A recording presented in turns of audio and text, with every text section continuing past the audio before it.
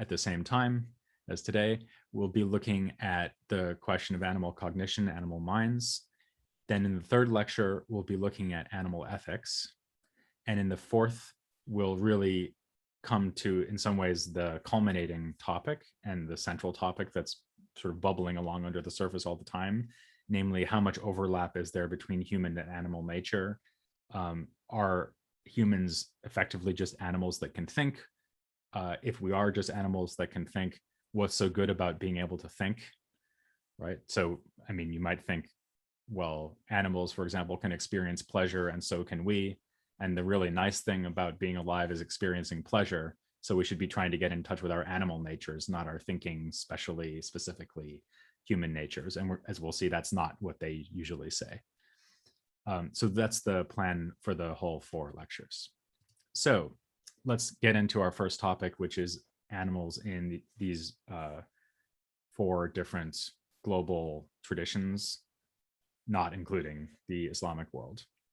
And I'll be starting now with the most familiar tradition, which I'm guessing a lot of people in the audience, people listening, will know about already. And this is philosophy of animals in the Greek tradition. And when I say Greek, I mean both classical antiquity and late antiquity. I'm going to be talking about both. In theory, one could get here into the Latin or Roman philosophical tradition. I'm not going to do that, partially because of time constraints and partially because Latin philosophy was not translated into Arabic, whereas Greek philosophy was. However, it's not the case that all the Greek texts I'll mention were translated into Arabic, as we'll see. Now, it goes without saying that I could easily have spent 4 lectures talking only about animals in ancient Greek philosophy. So this is going to be a bit of a whirlwind tour. And in fact, I'm going to be quite selective. So I'm really only going to talk about a few things, namely the Pythagorean and Platonist tradition, which will also take us into late antiquity, Aristotle, and the 2nd century CE doctor Galen. I'll be going through them quite fast. I apologize for that, but I will actually be returning to some of them in the lectures over the next few days. So to some extent, this is just putting down a marker so that we can come back to them later. So for example, Galen will come up several times, Aristotle will come up several times. So when we start thinking about philosophy of animals in the Greek tradition, I'm guessing that for most of you, the first thing that comes to mind is that some Greek philosophers, in particular in the Pythagorean tradition, believed that it's possible for souls to go from human bodies into animal bodies and vice versa. So we can call this reincarnation or transmigration.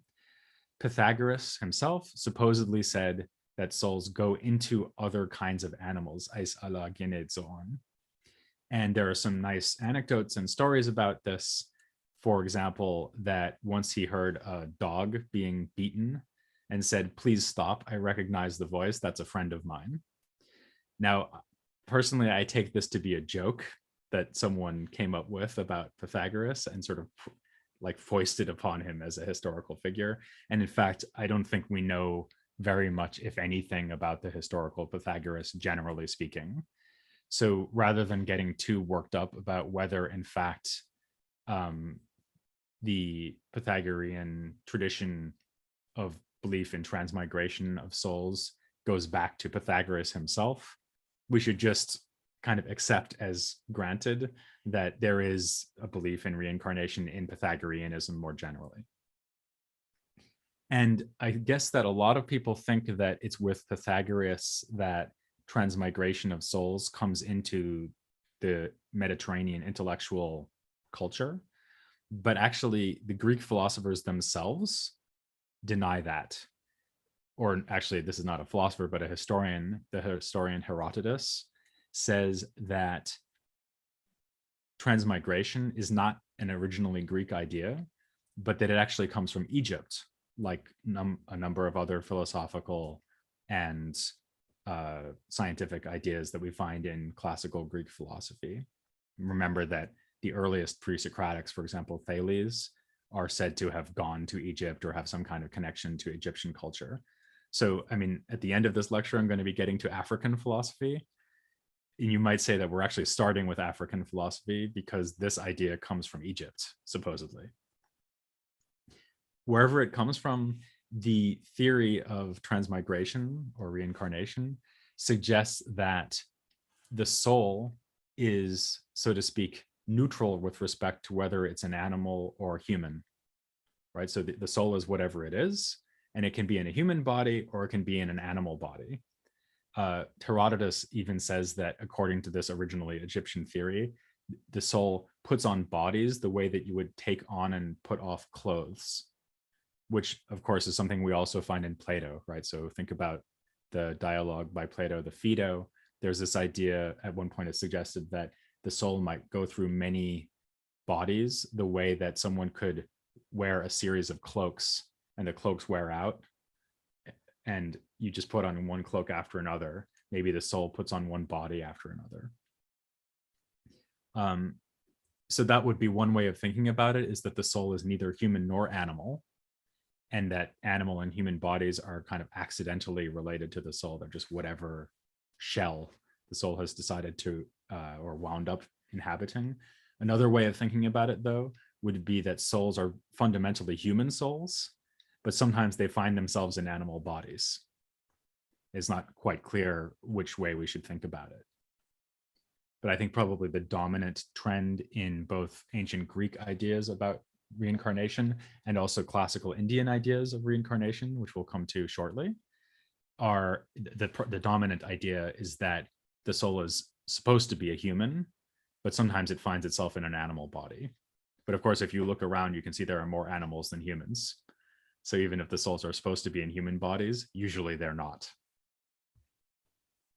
Now, this idea of transmigration then works its way into the pre-Socratic tradition, which is usually thought to be the beginning of philosophy, although given that the Greeks themselves said that a lot of their philosophical ideas came from Egypt, that's probably not true. But the beginning of Greek philosophy, for the sake of argument, is with the pre-Socratics. And some pre-Socratics reflect this Pythagorean idea very strongly. The most famous case is Empedocles. Empedocles says in his poem, which comes down to us partially, "I was already a boy, a girl, a bush, a bird, and a fish." So that's why here on the slides, I have a picture of a bird from a Greek manuscript. And I'm saying that that depicts Empedocles at negative 60 years old, back when he was a bird. So the special thing about Empedocles here is not that he's been incarnated as all these different kinds of entity. Notice that he was even a bush. So not only animals, he can be a plant, according to this version of the theory. The special thing about Empedocles is not that he's been incarnated numerous times, but that he remembers who he was. Sort of like Pythagoras recognizing his friend's voice in the dog, right? So these wise people can somehow have access to the history of transmigration that other people don't know about. Another very interesting passage in Empedocles is one in which he rejects animal sacrifice on the grounds that, or apparently at least, it's a little bit difficult to know exactly what's going on in this passage, but apparently the point of the passage is that you shouldn't sacrifice animals because you might be sacrificing a human. In particular, you might be sacrificing a relative of yours. So the idea in the passage is that this person is sacrificing an animal, and they're killing one of their own ancestors who's screaming in front of them and bleeding to death, and the person committing the sacrifice, i.e. committing the murder of his own relatives, doesn't realize what he's doing. So here is already a nice example of the ethical consequences that we see coming from ideas of animal identity, psychology, animal mind. So in this case, the thought that it's possible for an animal soul to be reincarnated as a human or vice versa shows that you shouldn't kill animals, according to Empedocles. Reincarnation then shows up in Plato. And in fact, these are probably the most famous passages about reincarnation in Greek philosophy, in particular in the myths that end several of his dialogues. So we have the Phaedo, we have the Republic, and then we have the Timaeus, which the whole Timaeus is some kind of myth, as it says famously, we always have towards the end of the dialogue a discussion of the fact that human souls can go into animal bodies. It's not in the Republic, Plato doesn't have Socrates make a big deal of this, but in the myth of it mentions explicitly that some human souls actually choose to go into the bodies of animals.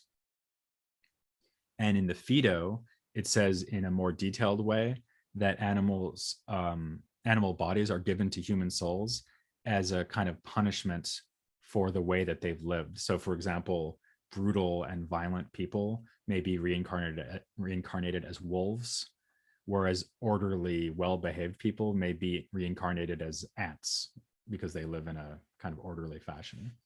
That idea is also reflected in the Timaeus, where we're told that rebirth as an animal may be inflicted on a human soul as a punishment for the way they've lived. By the way, men are also reincarnated as women as punishment for the way they've lived. So cowardly people can be reborn as women in the Timaeus. Now, we might wonder, how can Plato think this? So how could it be that the soul that's in a human is the same kind of soul as the soul that's in an animal? And we might have been wondering that the whole time, but it's maybe more relevant to pose the question with Plato, because with Plato, we know so much about his theory of soul, right? And in particular, we know that according to at least the Phaedo, it looks like the soul's primary activity, or its most distinctive activity at least, is to engage in knowledge, right? So it's able to see the forms. We have an argument for the immortality of the soul, which is grounded in the idea that the soul is similar to its object, the forms, so it must be immaterial like the forms are. And we might wonder what happens to these distinctively human capacities when the soul is being punished and it finds itself in an animal body. And I think it's not clear what Plato thinks about that, but one thought might be that the soul is still capable of doing all the same things, like it's still capable of thinking, for example, and reasoning, but somehow the body is preventing it from doing that. So maybe it's being distracted by the body or something. This kind of problem will be of interest to philosophers in late antiquity. Something else that I note just in passing is that in Plato, at least in the Timaeus, we also have the idea that the entire cosmos is an animal because there's a world soul. And I won't really be getting into this, but it's worth bearing in mind that this idea also comes into the Arabic tradition. So there's a strong tradition of thinking about the cosmos as an animal and having a world soul. For example, in the epistles written by this group of mysterious philosophers called Ikhwan as-Safa, the Brethren of Purity, in the 10th century. So there actually is a whole treatise by them about the idea that the cosmos is like a big human and the human is like a small cosmos. And part of the point there is that the cosmos is alive just like the human is. So moving on to late antiquity, we have Platonists who are reflecting on all this in interesting ways. So for example, they have more to say about whether Plato really seriously meant that the human soul can go into an animal body, or is it some kind of allegory or analogy? They also wonder, assuming that reincarnation as an animal is possible, they wonder about this question I was just discussing. So why can't souls think when they're in animal bodies and so on?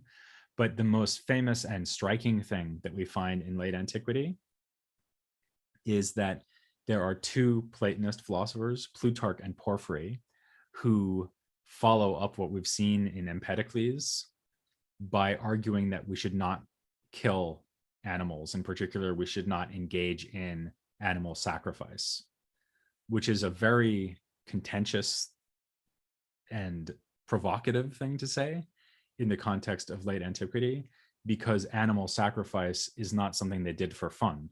It's something they did in the context of a religious ritual. And in fact, these religious rituals were a primary means of making sure that humans have a good relationship to the gods, and the gods are protecting the city or the empire Not by now, with the case of Plutarch and Porphyry, we're up to the time of the Roman Empire. So effectively, this is potentially at least a very politically subversive thing to be saying, because they're arguing that we should stop doing the things that encourage the gods to defend the Roman Empire. So we might want to know, why did they make this extremely provocative proposal that we should stop sacrificing animals in religious rituals? And one thought we might have is, well, they're Platonists and also Neoplatonists or late ancient Platonists like Plutarch and Porphyry. They also have a feeling of connection to the Pythagorean tradition. So presumably their main reason will be the reason we saw in Empedocles, right? You shouldn't kill animals because the animal might be a human, a reincarnated human. But that's actually not the reason they really give. So Porphyry mentions that in passing, but this is by no means the dominant theme in his major work on this treatise, or his major treatise on this topic, which is called On Abstinence from killing or consuming animals. And instead, he focuses on two other ideas. One is asceticism, and the other is justice. So the way I read this, which is actually influenced by a former PhD student of mine named Faye Edwards, the real reason he thinks that we shouldn't eat animals is that as philosophers, we should be living an ascetic life. Not aesthetic, but ascetic. In other words, avoiding undue pleasure. Because as Plato said in the Phaedo, pleasure is like a nail that binds the soul to the body. And the thing about meat, as most of you will know, those of you who haven't been vegetarians for a long time, meat tastes really good. And it tastes so good that it strengthens your soul's connection to the body. And it also makes your body kind of stronger. It sort of revs up your body and gives it more energy or power or something, which makes it more able to distract your soul from what should be concerning it, which is the truths and realities of the intelligible world. So the reason we shouldn't eat meat is that we should be trying to pull our soul away from the body rather than pull our soul towards the body. So that's I think his main reason for not eating animals. And one sign of that is that he actually explicitly says that he's recommending a vegetarian lifestyle for philosophers. But he says, well, if you're a soldier or an athlete or something, then of course, maybe you need to eat meat, fine, right? So he doesn't think that there's a general ethical requirement to avoid eating meat for everybody. He thinks that it's something that the intellectual and ethical elite should be doing, because these are the people, the philosophers, who are trying to free their souls from the body. There is another dimension to his discussion, though, which is justice. And this is a more negative section of the treatise, where he considers arguments from other philosophical schools, especially the Stoics, to the effect that we don't have enough in common with animals to justify treating them as ethically significant. So the Stoics said, animals can't talk. That shows that animals can't think. And that shows that they're very unlike us. And if they're so unlike us, then why would we have any relationship of justice with them? You can only have a relationship of justice with another being which is very much like yourself. I'll come back to this in the third lecture on animal ethics. In any case, what Porphyry says about this, strikingly, is sure, animals can talk. They can communicate with each other. Maybe we don't understand it, what they're saying, but they can talk to each other, and they can even talk to us. He mentions that he had a bird who could talk. So he argues that animals do have language and do have the capacity for thought. But I think and here again, I'm following Faye Edwards' interpretation, but I think in saying that, what he's arguing is that the Stoic rationale for being allowed to kill animals and eat them is not a good rationale. But that doesn't mean that the fact that animals can think and talk is Porphyry's own main reason for abstaining from animal flesh. Rather, his own main reason is that animal flesh is pleasant. It's too pleasant. Notice, by the way, that if that's right, Porphyry also wouldn't want you to have extremely opulent and tasty vegetarian food. So the vegan banquet is also off the menu, as well as the roast beef for Porphyry. You'd be eating simple food. Okay, now let's come quickly to Aristotle and Galen, quickly, because I'm going to be saying more about them in the coming lectures. So Aristotle is extremely important for the history of philosophy of animals, in part because he was so interested in it. So he wrote numerous works about zoology, which actually are extant. So very few people read them now, but we have massive treatises on animals. Some of his longest works are actually about animals. And they were of enough interest to the tradition that Byzantine scribes bothered to copy them out. So we still have them. And they were also received in Arabic.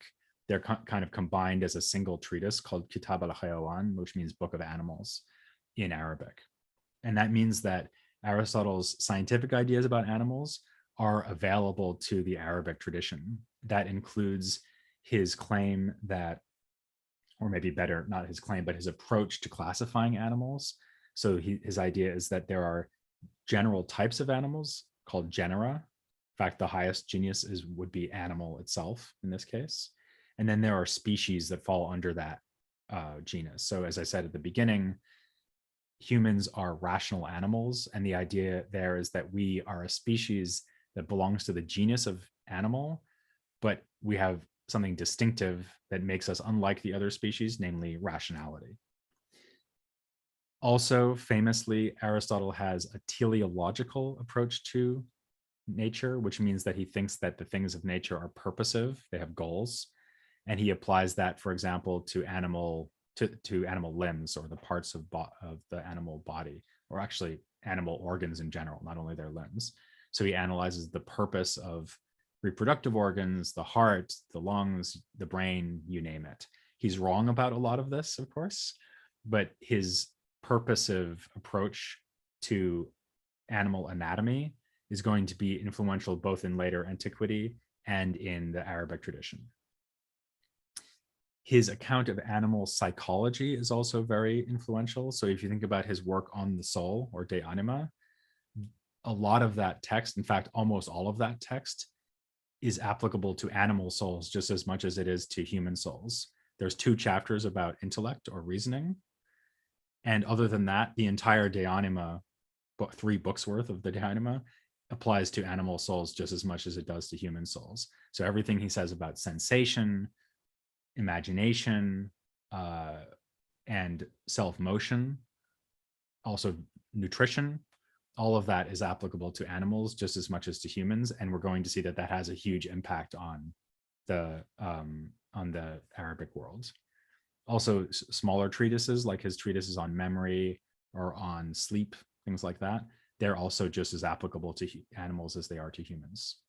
And in fact, in general, we should think of his treatises on psychology, so the De Anima and the smaller treatises on psychology, as being closely connected to his works on zoology. People always think about them as being about human psychology, and of course they are, but for the most part, they're also about animal psychology. And the Arabic tradition is completely aware of that. One thing he's not interested in, Aristotle that is animal ethics. So he, as far as I know, he doesn't say anything about benevolence towards animals or how we should treat them. And one reason for that might be that he seems to assume that the realm of ethics is the realm of rationality. And because animals lack the one thing that makes us special, namely reason, they don't fall within the ethical life at all. They can't be agents in terms of ethics. So in other words, they can't behave in an ethically relevant way. An animal can't be immoral or moral, nor can they be subjects of moral or immoral behavior. They're just not within the sphere of ethics at all, apparently, for Aristotle, which is of course very different from the way we think about it ourselves.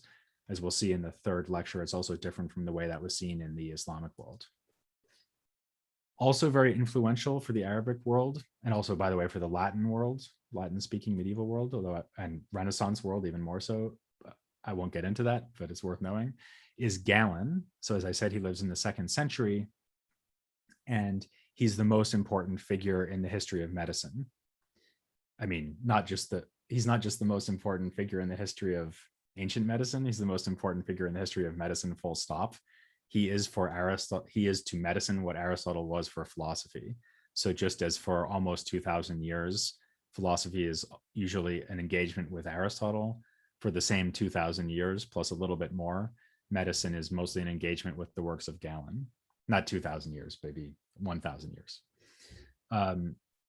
So Galen agrees with Aristotle that animal bodies are teleologically designed. He writes a work called On the Usefulness of the Parts, which is about the way that nature cunningly designs all the parts of the human body to be exactly suited for their purpose. And of course, a lot of that would apply to animal bodies too. Something I think is really important about Galen that's, I think, not widely appreciated is that he assumes that there's a large degree of overlap between animals and humans. And a sign of this is that when he wants to prove things about when he wants to prove things about the human body, he does dissections on animal bodies and then says, see, that proves the point I'm making about human bodies. But he doesn't ever dissect human bodies because that wasn't acceptable in his time and place. So in particular, when he's trying to prove that the human is ruled from an organ that's in the head, namely the brain, rather than the heart, as Aristotle and the Stoics said, what he did was he showed that the nerves, or actually it was already known that the nerves come down from the brain, and then he would, as a public demonstration, like with a pig, hence the picture on the slide here, he would actually open the nerves so that while people could watch, cut a nerve and show that the limbs of the pig would go lame or numb. And this proved that everything is being controlled from your brain and not your heart. Well, actually, though, what it proves is that everything is being controlled from the pig's brain. And he just assumes that the same must be true of humans without actually proving it in the case of humans, because he assumes that human and animal anatomy are quite similar. And as we'll see, that's an important assumption going forward for the Arabic tradition. Okay, so that's Greek philosophy. Now let's turn to something that's probably a little bit less familiar for most of you, which is Indian philosophy, classical Indian philosophy. And the first thing we'll note here is that there are some things that are very reminiscent of the Greek philosophical tradition. In particular, famously, we have reincarnation theories in the Indian tradition. So the Buddhists, the Vedic schools, basically everybody believes in reincarnation. And we also have much more widespread vegetarianism, which of course is still true today, that there's a lot of vegetarianism in the Indian context. This is turns out to be a very contentious question in classical Indian philosophy. That is the question of whether one should eat animals. And the reason for that is that the oldest philosophical texts we have from the Indian tradition are the Upanishads. And they are reflecting on even older texts, which in fact are some of the oldest texts that humans have produced, which are the Vedas. So the Vedas are ancient revelatory poetic works, which generate a set of questions and interpretive problems that are then taken up by the Upanishads. And the Vedic philosophical schools, usually people count 6 philosophical schools, are then basically, it's a little bit more complicated than that, but they're basically reflecting on the Upanishads. So the Vedas are, it's almost like if you think of the Vedas as being like Homer, and then the Upanishads is like Plato, and then the late antique philosophical tradition is like the Vedic traditions that are reacting to the Upanishads. That's sort of an analogy. And it's not even that far off chronologically either, that comparison. Although works called Upanishads are written for many centuries in the Indian tradition. It's not like they get written all at once in just one century. In any case, the Vedas make explicit reference to animal sacrifice rituals. So that, again, just as we saw in the Greek tradition, we have this tradition of animal sacrifice, which generates philosophical discussions, one of which, again, in another echo of something we saw in Plato, namely that the cosmos has a soul and is an animal, we have a parallel between sacrifice of animals and the division of the cosmos into different parts. So, for example, in the Rig Veda, which is like a very, very early Vedic text, there is an amazing passage which talks about dividing up the parts actually of a human, not an animal, and then says that the different parts of the human correspond to various features of the cosmos. And this is echoed perhaps in one of the earliest Upanishads, the so-called Black Forest Upanishad. I'm not going to attempt to say the Sanskrit version of that. So I think it's the very first chapter of the Black Forest Upanishad, there's a description of a sacrificial horse, and the parts of the horse are supposed to correspond to different parts of the cosmos, like the sky, for example. So you can see there that the kind of imaginative world of the Vedic tradition and also the Upanishads is in part shaped by these practices of animal sacrifice. But then there's critique against that. So in particular, there are various traditions of thinkers who separate from these Vedic rituals and criticize them. They're sometimes called the Shramana movements or the renouncer movements. The two most famous ones are Jainism and Buddhism. And effectively what they're doing is that for various complicated reasons, they say, we reject this so-called life of the householder, the life of the wealthy man who is in some kind of collaborative relationship with a priest who carries out the rituals. We don't think any of those rituals will work. And in fact, we even reject the idea that we should be trying to achieve the things that the rituals were supposed to achieve, for example, wealth or the birth of a son. So Buddhism famously says, not only are those bad things to desire and to strive for, but you shouldn't have any desires at all. You shouldn't strive for anything. You should just be, except you shouldn't be either, because you can't, there's no such thing as personal identity over time. So you should just realize that you are nothing. You should have no desires. You should let go of all of your lusts and aims, all the things that these householders were sacrificing to achieve. And in this way, you will escape from suffering, right? That's Buddhism. And Jains come at this from a completely different direction, but they also reject the whole system of ritual and householding values. And as I think part of something that develops in order to support this rejection of the householding values is an ethical principle which is directly against animal sacrifice, which is ahimsa. So ahimsa means violence. Ahimsa means non-violence. And what they're arguing effectively, and here this does have to do with reincarnation, is that people who commit violence are punished for it by accruing bad karma. And the karma then has a negative effect on their next life when they're reincarnated. So what happens is that this ethic of nonviolence begins as a way of attacking the householder values of the Vedic tradition, but increasingly ahimsa, the ethic of nonviolence, is taken into the Vedic traditions as well. So what we see actually is a kind of uncertainty over especially the early centuries of the Vedic tradition. So for example, we have a legal work called the Laws of Manu, and we have the famous Bhagavad Gita, which both express some kind of concern about violence, but also, at least in some passages, defend the idea of ritual sacrifice. For example, on the grounds that although it's wrong to be violent, when you're sacrificing an animal, your intention is not violent. Your intention is to show devotion to God, or what was called bhakti.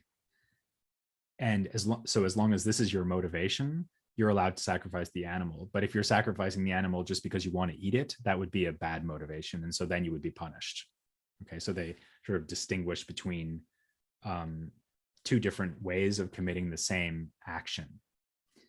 And ironically, that's something that we see happening among the Jains and Buddhists as well, because they also have a debate between each other about what exactly ahimsa would amount to. So this gets a little bit complicated, but to make a long story short, the Jains and the Buddhists develop a kind of division between two parts of their community. So you have the monks, the people who are really renouncers, as I said before. So they withdraw from normal life. They don't get married. They live in monasteries and they live very simple lives, devoted to meditation and learning and so on. And one of the issues that arises here is whether these people are going to be able to lead a life without any violence at all. So, for example, here's a problem you may not have considered. Suppose you're a Jain monk and you want to avoid killing any living thing, even very small things that you can't see, which they assume are pervasive in the environment. So something you shouldn't do is drink water that has these tiny little creatures in them, in the water, right? Because you might destroy the creatures. But to do that, you have to boil the water. But if you boil water, you have to light a fire. And if you light a fire, that will also destroy creatures by burning them, or insects might fly into the fire and explode, right? So what do? Answer is, you have Jains who are not monks boil the water for you, and then they bring you the water and you can drink it. So you drink boiled water, but you don't boil it yourself. Similarly, you might cook, if you're a Jain, you might eat vegetarian food that's been cooked by someone else. The Buddhists have the same approach, except the Buddhists say, well, if someone else kills the animal and cooks it, then I should be allowed to eat the meat because I didn't kill the animal or cook it, right? I'm not the one who committed the violence. I would never ask anyone to do that for me, says the Buddhist monk, because then I would be bringing it about deliberately that the violence is committed. But, you know, if the people in my community have, so to speak, leftover meat, why shouldn't I take it if that's offered to me? It's sort of like eating roadkill, right? So if you find an animal that's dead on the road, you might, even a modern day vegan might do this, right? So if I might be a vegan, but if I see a dead animal that I can cook and eat, you know, I might as well do that rather than letting the meat rot, because that's not doing any good to anybody. So this becomes a big debate between Buddhists and Jains. So the Jains say, you Buddhists are hypocrites. You're not really following the ethic of nonviolence because you eat meat. And the Jains say, no, that's not, the Buddhists say, no, that's not true because we didn't ask for the meat to be made for us. So notice that both of these schools are sticking to the idea that what's really bad is violent intent, which is exactly the same point that was used to defend ritual sacrifice in the Vedic tradition, right? So the Vedic schools sometimes said, well, we're allowed to sacrifice animals so long as we don't do it out of violent motivation. And a nice story that comes from the Vedic tradition, which really illustrates this point, is that there developed the tradition of making a kind of a mock animal, like using bread in the shape of a rooster or some other animal, and sacrificing this animal that's made of flour instead of real animal to symbolize the animal sacrifice. And there's a story about a king who does this and is punished as if he had killed a real animal, because his thoughts when he sacrificed the flour or bread rooster were violent. So the point is that it's the intention with which you do it. It's not what you do. Conversely, and somewhat amazingly, in the Jain tradition, we even know of Jains who fight in wars, which is strange because the Jains are like the ultimate practitioners of nonviolence. But their explanation was, well, we can fight in a war because our goal is not to commit violence. Our goal is, for example, self-defense. So this is actually very much like something you may be familiar with in Western ethical tradition, the idea of double effect theory. Like, for example, you can bomb a munitions factory in a war, even knowing that you'll kill civilians by doing it, because your goal is not to kill the civilians. Your goal is to blow up the factory. And this seems kind of dubious to a lot of people, and it was seen as dubious by some people in the Indian tradition as well. So there's a big, long-running ethical debate about all of this, all of which actually goes far beyond the question of how to treat animals, but I think has the question of how to treat animals and the importance of animal sacrifice in the tradition at its root. Notice, by the way, that everything I've said shows that reflection on animal ethics in classical Indian philosophy goes way beyond just the idea, oh, we shouldn't eat animals because they might be reincarnated humans. So that may have played a role. In fact, I think it did play a role, but that is not by any means the exclusive source of reflection on animal ethics in India. I don't think it's even the primary source of reflection on it. The primary source has much more to do with debates over rituals for and against animal rituals. Okay, now let's move on to our last two traditions, namely China and Africa. And I should say up front that of everything I'm talking about tonight, and indeed in the 4 lectures, the one I know least about is China, because I haven't done Chinese philosophy on my podcast yet. So I've read up on this a little bit, but you'll have to forgive me if I'm not like super well informed about Chinese philosophy of animals. But I did teach a class on it a while back, so I read up on it a little bit. And it's really interesting, actually, what you can read about animals in Chinese philosophy. So, for example, there's an ancient tradition which is sometimes called rectification of names, where they try to classify terminology in part in order to, as a kind of interpretive tool for interpreting ancient poetic texts. So this is something that's very important in Confucianism, to read the classic texts of literature. And they get into very detailed discussions about Chinese terminology, of course, about terminology in the Chinese language in order to read these texts and understand them better. And one area within this is classification of different names of different kinds of animals. So, for example, we find a division of animals into 5 kinds: those with scales, those with feathers, those that are naked, those that have hair, and those that are armored. Something that's interesting about this is that this then connects to scientific theories, like, for example, Yin Yang Theory, which you probably know about. So these are 2 complementary opposed forces. You're all familiar with the circular picture with the black and white enfolded shapes, right? That look like 2 tadpoles touching each other. So that represents these 2 forces, yin and yang, which have many, many meanings. But one of them is that yang causes things to disperse and yin causes them to contract, an idea we also find, by the way, in Galen's medical theories. And then their idea is that this 5-fold classification of animals is actually more like a continuum, where something like scales would be more contracted than something like a feather. Okay, so you could sort of think of a scale on a fish as like a feather that's been affected more by the power of yin. Another scientific theory that's relevant to animals is that both animals and humans have a life force called qi, which is thought to be more refined in humans than it is in animals, which is why humans are able to think and able to be more morally responsible. So here we have something that's kind of reminiscent of what we saw in Europe, that there's a lot of overlap between humans and animals, except that here it sounds more like there's a continuum rather than a sharp cutoff between animals and humans, and here this is very speculative, but maybe this is one reason why China has so many legends and myths with talking animals, right? Because they sort of imagine animals as being almost like humans, but not quite, right?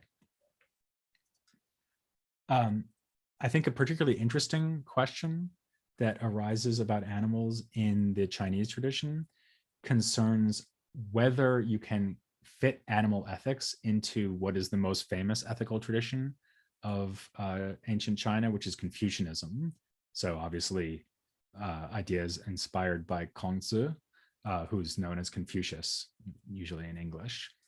And there's actually some literature on this, some more recent literature, and also discussions about this in later Neo-Confucianism, how Confucianism would apply to the case of human-animal relations. And there's a reason to be skeptical about whether Confucianism can say anything about this, because Confucian ethics is centered around 5 relationships, namely between the political lord and the subject, between the father and the son, between the older brother and the younger brother, between the man and the wife, and between the friend and the friend. And there's no relationship between human and animal here, right?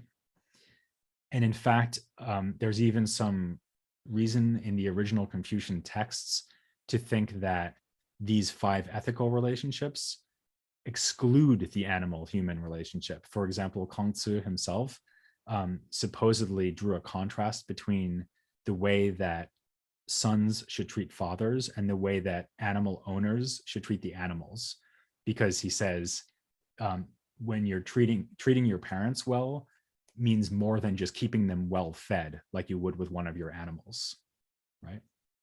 And he also, there's even a quote where he says, "I cannot flock together with the birds and beasts because I'm a member of the human species," right? So there's this very strong human versus animal divide in Confucianism. On the other hand, a famous Confucian thinker, Mengzi, sometimes called Mencius in English, says, by the way, I'm sure my Chinese pronunciations are terrible, so sorry for that. So Mengzi is famous for putting at the center of Confucian ethics a more general idea, which is ren. This is also something that Kongzi talks about, and this is benevolence. And he gives examples to illustrate benevolence that involve humans being benevolent towards animals. So one of them is, there's a story about a king who refuses to perform the ritual slaughter of an ox because it makes him feel uncomfortable, basically. So in a kind of echo of what we saw in India with the Buddhists and the Jains, what he therefore does is he asks someone else to perform the ritual slaughter because he doesn't want to do it himself. And Mengzi thinks that this is actually kind of right, because it shows the deep-seated tendency that we all have in us towards benevolence. You might almost think there's a parallel here to something like Hume, David Hume, and his idea of like inbuilt feeling of sympathy for other humans. Here we have an inbuilt feeling of sympathy for other animals. And Mengzi said, to illustrate this, the attitude of an exemplary person towards animals is this: once having seen them alive, he cannot bear to see them die. And once having heard their cry, he cannot bear to eat their flesh.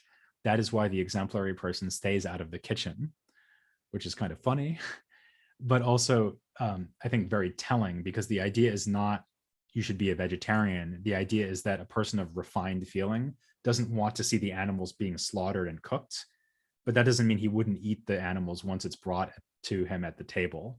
And he's probably thinking about a man here, not a woman. So I think, as that suggests, Mengzi's point is not that animals do fall within our moral concern. He thinks that they are, as he says, objects of I, which means care or something like that, but not objects of ren, which means benevolence. So we should kind of be sensitive to their needs, but that doesn't mean that they fall within the relationships that we are really concerned about when we think ethically. And in fact, Mengzi said to have neither a father nor a lord is to be the same as a bird or beast. In other words, if you don't have human relationships, you might as well be an animal. So the human relationships that constitute ethics in Confucianism are defined in opposition to animal life. And actually, Sun Tzu, who's an opponent of Mengzi, who denies this feeling of inborn benevolence, he actually agrees about this. So he says that animals don't fall within society. They can't distinguish between things the way we do. They don't think the way we do. So we here have a very strong animal versus human dichotomy in this philosophical tradition. I think this is interesting, right? Because it shows the diversity of Chinese philosophy, right? So the more scientific end of things, scientific in square quotes maybe, but the like the Yin Yang Theory, the etymology and rectification of names school, they are very open to the idea of continuum between humans and animals, whereas the Confucian tradition is not, as far as I can tell. However, it should be stressed that centuries later in the Neo-Confucian tradition, they try to extend these ideas about benevolence to include care for animals more explicitly. So again, there's resources within Confucianism that you could use for animal ethics. Okay, and finally, let me just say something quickly about Africa. So here we have a tradition that a lot of people think is very promising when it comes to philosophy of animals, because there's this kind of vague idea that a lot of people have about African philosophy, that in traditional African societies, they're kind of like hippies or something. So they have this feeling of oneness with nature, and they don't distinguish between the human and the animal world as much as we do. We in the West, we in scare quotes, right? Like that's a real problem, by the way, with global philosophy and African philosophy in general. It's always like us and them. Them is the Africans, we are the white Europeans, right? So there's this kind of fairly woolly and vague idea about what African philosophy might have to say about nature. And there's an interesting piece by a scholar of African philosophy named Kaya Horst Hemke, where he argues that this is completely wrong. And if you look closely at African traditional societies, what you see is that they're extremely anthropocentric, and that they don't actually show much sign of oneness with animals at all. And to illustrate this, he talks about one of the most prominent themes that gets discussed in literature on African ethics, in part because it's from South Africa, and it's discussed by Desmond Tutu, and so it got to be quite famous in the European and North American context. So this is the concept of Ubuntu. So this word is even etymologically connected to the word for human. And that's telling, says Horst Hemke, because Ubuntu is really about a feeling of community between humans. So, and the reason why Desmond Tutu liked this idea is that it was sort of like an African idea, which represented the exact opposite of apartheid, right? So oneness and community and fellow feeling between humans. And the point that Horst Hemke is making is that however admirable this idea might be, Ubuntu more or less explicitly excludes animals, right? So all of humans should be one community, but animals definitely don't belong to that community. If you read around more in philosophy, in literature on philosophy in Africa, in traditional societies, something else that you'll find, which is less famous, is that among the Shona people of Zimbabwe, there's a more promising candidate than Ubuntu to represent the kind of vague, very optimistic thing we started with, like this sort of vague feeling of oneness with nature. And this is the value of ukama, which really does seem to be a kind of holistic interrelation between humans, animals, nature, even the gods. Everything is interconnected. That's basically the idea here. But Horst Hemke discusses this as well and argues that the point of these things being interconnected is that the animals and other natural phenomena, like plants, like in the case of crops, for example, are there to serve the needs of humans. So we have, again, a very anthropocentric conception of animals and nature more generally. So actually, I think that rather than looking to ethics in traditional African society, the most promising way to see a kind of argument for animal-human commonality in Africa might be to look at traditional conceptions of the mind. Because just as we saw with India and Greece, in African traditional society, we have dualist ideas about human psychology, which postulate the presence of sort of cognitive faculties or parts of the mind, which are distinct from the body and can maybe even leave the body. So just to give one example, there's many examples because African traditional philosophy is very diverse, of course, but among the Akan people, and this is something that's been discussed a lot in work on African philosophy, the Akan recognize two aspects of the human person which are distinct from the body, called sunsum and kra.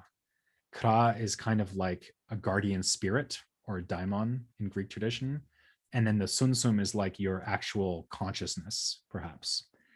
And it's explicitly taught that the sunsum can leave the body. So, for example, people who have dreams where they walk around, what's happening there is that their sunsum is kind of getting up and walking away from their body. Also, the sunsum and the kra both survive death in the Akan belief system.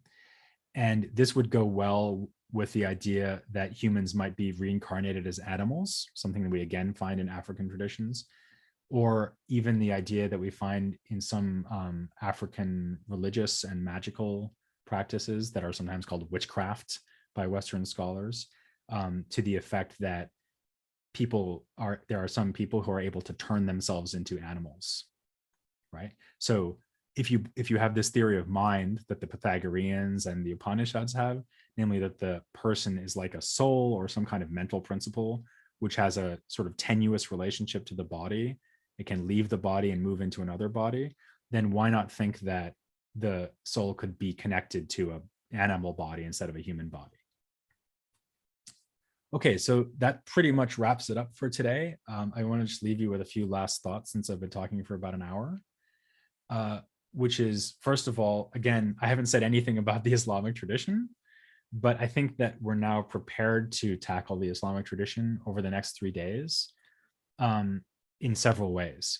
First of all, one of the things I'm going to stress in the third lecture is that we find arguments for benevolence towards animals in the Islamic tradition, but the kinds of reason or rationale given don't line up that well with the kinds of rationale we find in modern day animal ethics, like utilitarianism, for example.